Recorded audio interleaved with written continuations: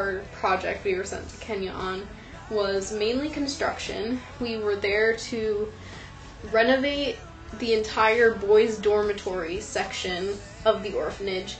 This is the boys' area. This is what we're going to be working on.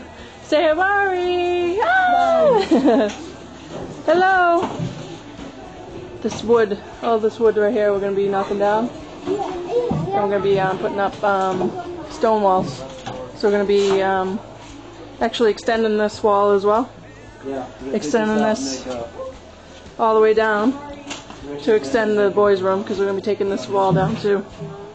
So this is the before, and we'll see all the progress we get. Our job was to basically rip down everything that existed, the plywood, nails, everything, take it all out, and replace it with a structure that was going to be a little bit larger and also made out of stone.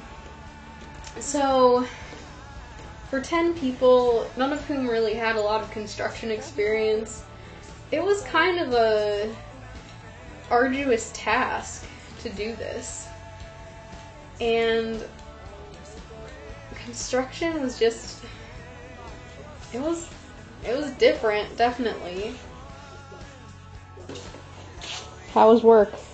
It was hard. It's the hardest I've ever worked. It's been a very tough day, but I know this is day 1 of 25, so we've done, say, around 5% of the work. We've got many more days like this to come. So let's get used to it. True that. Are you almost done, PJ? No. No?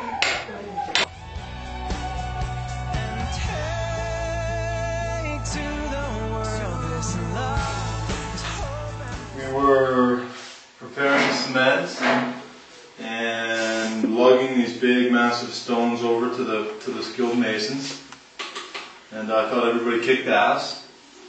And everything we did by hand. We had, I think, 4 shovels that worked, maybe a handful of hammers that the skilled masons who we worked with got to use, and some other random homemade tools.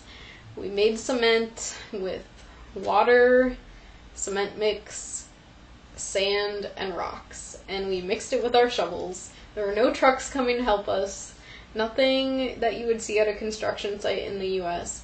Everything, absolutely everything, was done by hand. Even one day, we lifted the roof to accommodate the higher walls. We had to raise the roof entirely by hand just by lifting it on these posts. Just the stuff that we did entirely by hand was pretty ridiculous.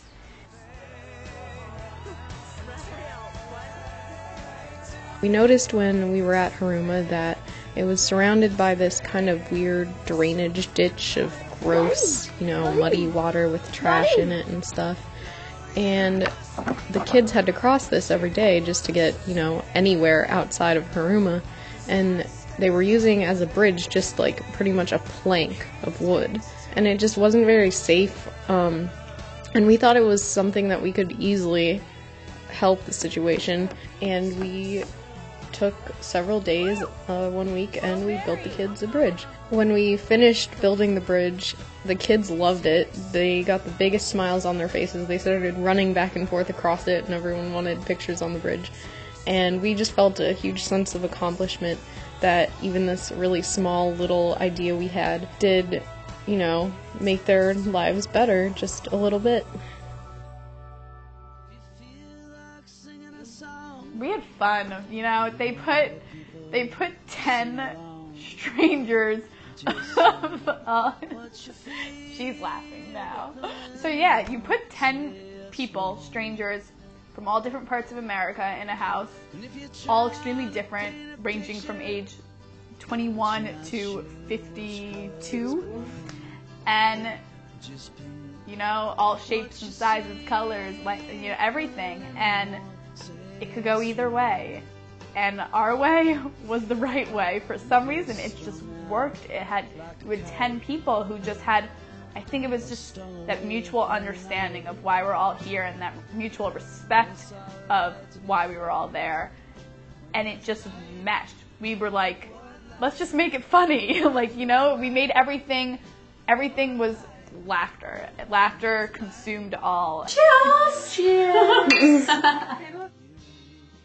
The other component of the project we did besides construction was just getting to know the kids and doing some tutoring with them, learning their names, playing with them, recreational activities. It was very open-ended, but that was definitely the highlight for me, was just getting to know these kids. Even though there was a language barrier with the younger ones, you know, so many things in life are universal, like a smile or like a game of tag or a hug. There was a lot of smiling, I guess. There were definitely language barriers, especially with the younger children. Some of the older children, it was much easier. You get to sit down and do their homework with them, realize, you know, how bright some of these children really are. I think doing their schoolwork was very fulfilling for me, at least. For the younger children, a lot of smiles, a lot of laughs, a lot of music we used, a lot of dancing, coloring, and I think there was a lot of artistic expression in, you know, the way we like interacted with the children, which was, for me, so fulfilling and inspiring that that's how you could like form these bonds with these children, is through things like music and art.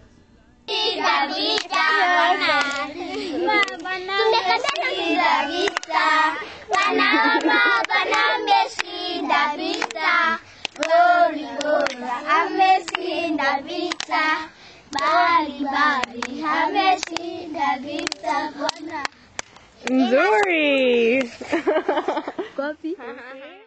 Joel is just one of those people, sweet Joel, that will do this to you every single time he's mentioned. I have a huge smile on my face. He is one of the most amazing children I will ever know.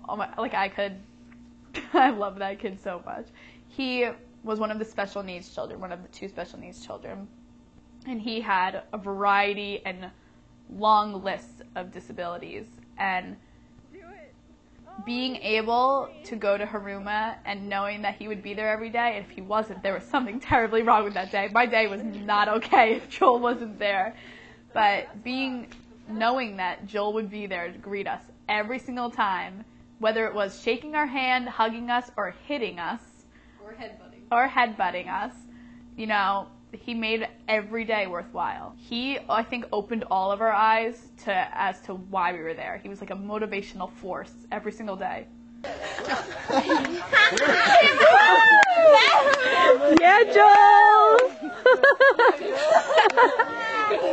Yeah!